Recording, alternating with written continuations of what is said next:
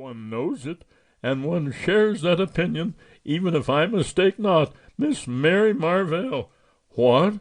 Without doubt she is coming here. How do you make that out? Very simply. This street it is not aristocratic, mon ami.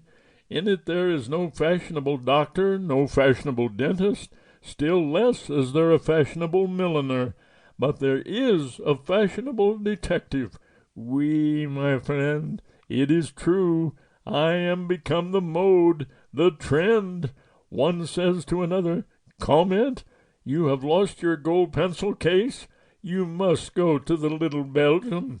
He is too marvelous. Everyone goes. They run. And they arrive in flocks, mon ami, with problems of the most foolish. A bell rang below. What did I tell you? That is Miss Marvell. As usual, Poirot was right. After a short interval, the American film star was ushered in, and we rose to our feet. Mary Marvell was undoubtedly one of the most popular actresses on the screen. She had only lately arrived in England in company with her husband, Gregory B. Rolfe, also a film actor. Their marriage had taken place about a year ago in the States, and this was their first visit to England. They had been given a great reception. Everyone was prepared to go mad over Mary Marvell, her wonderful clothes, her furs, her jewels, above all, one jewel, the great diamond which had been nicknamed, to match its owner, the Western Star. Much true and untrue had been written about this famous stone, which was reported to be insured for the enormous sum of £50,000. All these details passed rapidly through my mind as I joined with Poirot in greeting our fair client. Miss Marvell was small and slender, very fair and girlish-looking, with the wide, innocent blue eyes of a child. Poirot drew forward a chair for her, and she commenced talking at once. "You will probably think me very foolish, Monsieur Poirot, but Lord Cronshaw was telling me last night how wonderfully you cleared up the mystery of his nephew's death, and I felt that I just must have your advice. I dare say it's only a silly hoax, Gregory says so, but it's just worrying me to death." She paused for breath. Poirot beamed encouragement. "Proceed, madame. You comprehend I am still in the dark. It's these letters." Miss Marvell unclasped her handbag and drew out 3 envelopes which she handed to Poirot.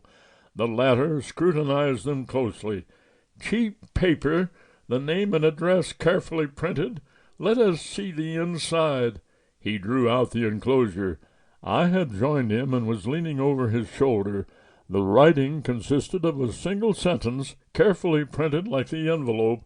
It ran as follows: "The great diamond, which is the left eye of the god, must return whence it came." The second letter was couched in precisely the same terms, but the third was more explicit. "You have been warned. You have not obeyed. Now the diamond will be taken from you.